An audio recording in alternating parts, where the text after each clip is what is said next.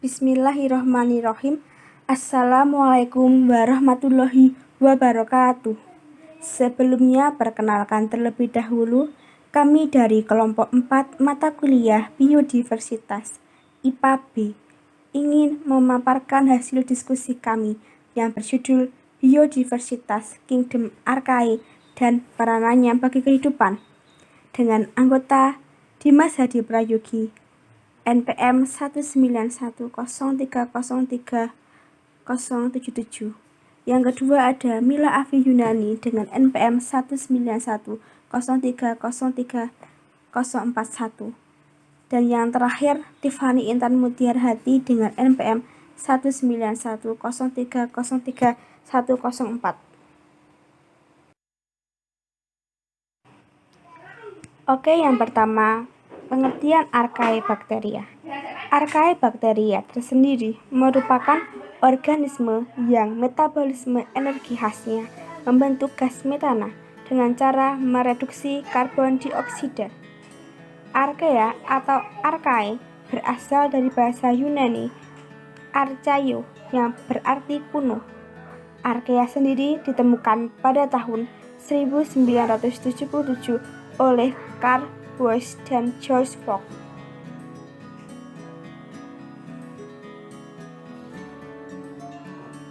Berikutnya merupakan karakteristik dari Archaebacteria. Yang pertama adalah ukurannya sekitar 1/10 mikrometer hingga 15 mikrometer.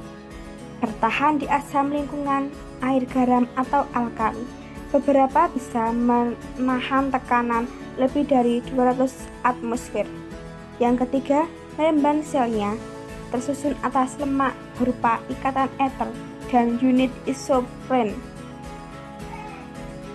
Selnya bersifat prokaryotik. Lipida berjabal dengan membran sel. Dinding sel tersendiri terdiri atas polisakarida dan protein, bukan peptidoglikan. Tidak mempunyai Re, mitokondria, lisosom, dan badan Golgi. Ribosomnya mengandung beberapa jenis RNA polimerase. Archaebacteria tersendiri mengandung asam nukleat berupa RNA. Reproduksi dengan cara pembentukan tunas, pembelahan biner, dan fragmentasi. Yang berikutnya sensitif terhadap toksin diverti. Hidup secara koloni dan soliter. Beberapa spesies Archaebacteria mempunyai flagela untuk bergerak. Dan yang terakhir, sebagian besar bersifat anaerob, tetapi ada juga beberapa spesies bersifat aerob.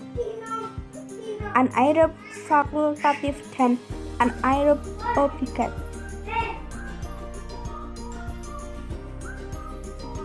Oke, yang berikutnya kita ke klasifikasi Archaebacteria. Klasifikasi Archaebacteria itu memiliki 3 klasifikasi. Yang pertama ada bakteri metanogen, yang kedua ada halofil ekstrem, dan yang terakhir merupakan termofil ekstrim atau termoasidofilik.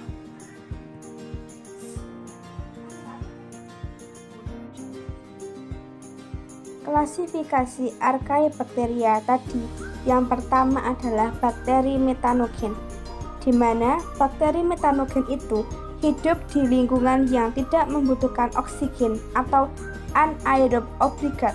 Yang kedua, mendapatkan energi dengan cara merubah senyawa hidrogen dan karbon dioksida menjadi gas metana. Yang ketiga, sebagian besar bakteri ini hidup di lumpur atau rawa-rawa yang miskin oksigen.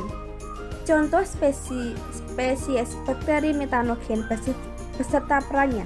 Yang pertama ada Lachonspira multipara yang menghidrolisis pektin. Yang kedua, Rumicocos albus menghidrolisis glukosa.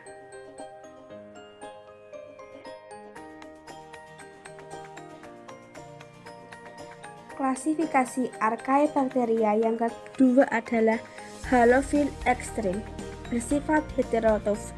Energi didapat dengan melakukan respirasi aerobik dan berfotosintesis. Yang ketiga, hidup di lingkungan yang berkadar garam tinggi, 10 kali keasinan air laut. Hidup berkoloni dan dapat membusukkan bahan makanan yang diasinkan. Contoh bakteri halofil yaitu Halobacterium salinarium.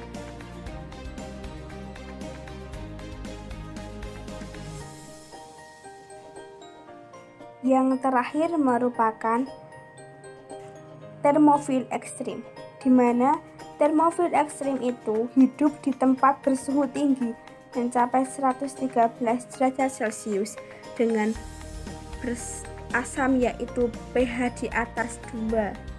Hidup dengan mengoksidasi sulfur. Hidup di lubang vulkanis, kawah vulkanis, dan mata air bersulfur. Contoh dari termofil ekstrim ada 3. Ada geogema, dapat bertahan hidup selama 2 jam pada suhu 130 derajat Celcius. Yang kedua ada pyriditium, diisolasi dari dasar laut. Dan yang ketiga Thermoproteus, hidup di perairan panas yang kaya akan belerang.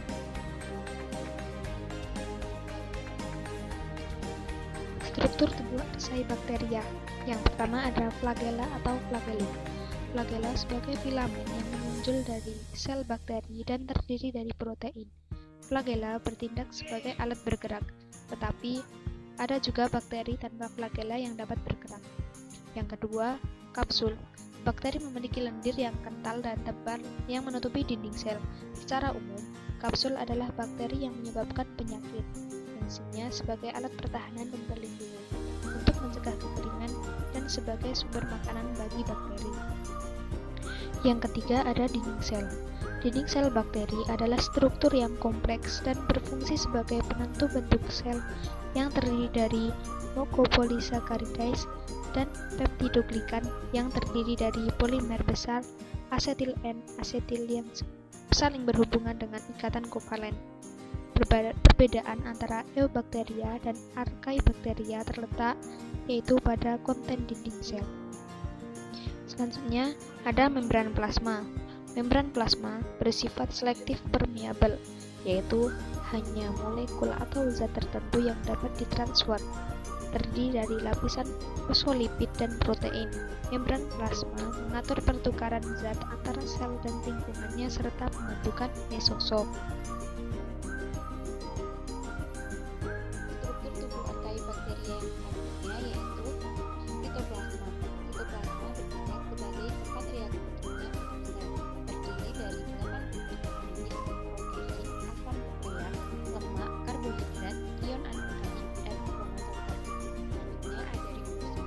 Ribosom dibentuk dalam RNA virus dan butiran protein yang berkontribusi terhadap kelangsungan hidup bakteri selama sintesa protein. Kemudian ada klorosom. Klorosom adalah struktur di bawah membran plasma, mengandung pigmen klorofil dan pigmen lain yang berperan dalam fotosintesis. Biasanya ditemukan pada bakteri tertentu, kebanyakan archaebacteria. Kemudian ada vakuolagas. Vakuolagas memungkinkan bakteri mengapung di permukaan air dan mendapatkan cahaya. Vakuolagas hanya dimiliki oleh bakteri air yang bertempat fotosintesis. Kemudian ada plasmid, yakni sirkulasi DNA dapat dilakukan dengan dalam plasmida berada di kemudian ada bahan aktif atau kromosom DNA. DNA adalah bahan genetik atau membawa yang disebut kromosom atau bakteri dan memainkan peran penting dalam kromosom yang terjadi dalam sel bakteri. Kemudian ada mesosom, bertindak sebagai pembangkit energi, adalah pusat pembentukan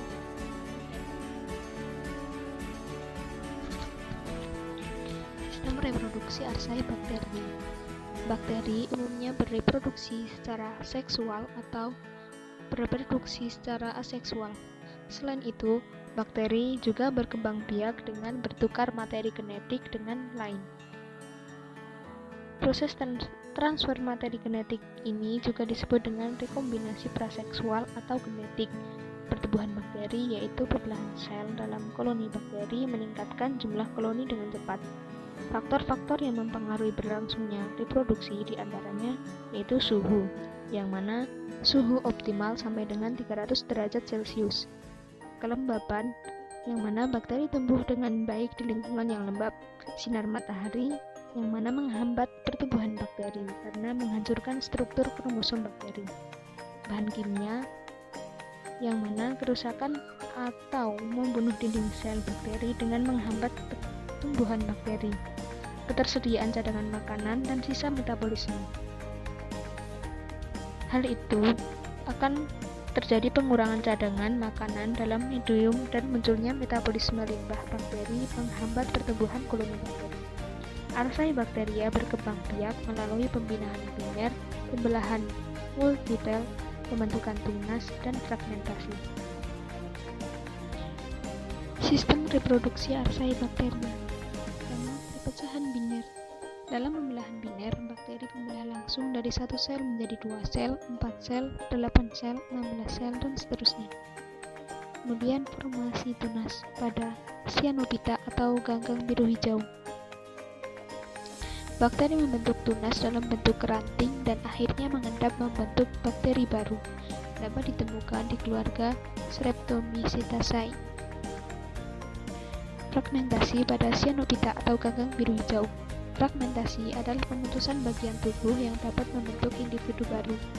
Biasa terjadi pada alga dalam bentuk benang. Kemudian, transfer bahan genetik pada bakteri Archaebacteria diantaranya melalui sambungan atau konjugasi. Secara konjugasi adalah cara perkembangan seksual pada organisme yang belum dikenal pria dan wanita. Bakteri konjugasi dapat dilakukan ketika 2 sel bakteri dengan paparan yang berbeda berdekatan, membentuk dan menempel pada tabung terkonjugasi atau penghubung pembuluh, sehingga bahan genetik atau DNA dari sitoplasma dapat berpindah dari satu sel ke sel lainnya. Selanjutnya, dalam sel penerima, DNA digabungkan di kombinasi gener antara DNA sel donor dan DNA sel penerima, diikuti oleh penggabungan sitoplasma. Setelah proses membagi nukleus dalam sel penerima, proses selanjutnya adalah biner, dan sel membelah menjadi 2. Kemudian ada transformasi. Transformasi adalah proses mentransfer materi genetik dalam bentuk DNA atau hanya satu gen ke bakteri lain dengan proses fisiologis yang kompleks. Transformasi biasanya dilakukan oleh Rhizobium, Bacillus, Streptococcus, Pneumonae, dan Neisseria caenorrhea. Kemudian transduksi. Transduksi adalah transfer bahan genetik bakteri ke bakteri lain oleh perantara virus.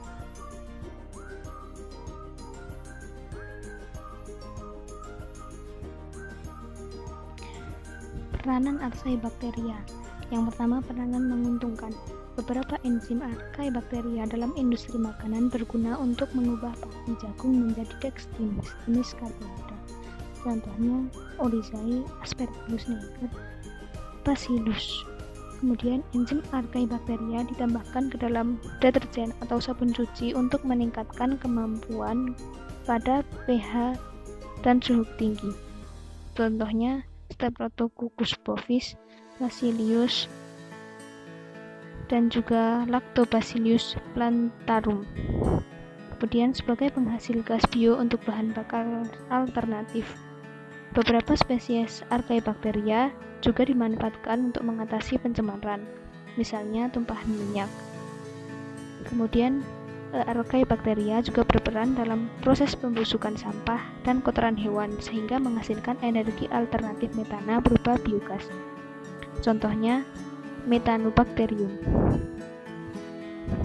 Kemudian Archaebacteria pada peran merugikannya yaitu dapat merusak makanan yang diawetkan dengan garam dan dapat menyebabkan cepatnya pembusukan pada ikan laut. Sekian pemaparan dari kelompok kami, kurang lebihnya mohon maaf. Wabillahi taufiq wal hidayah. Wassalamualaikum warahmatullahi wabarakatuh.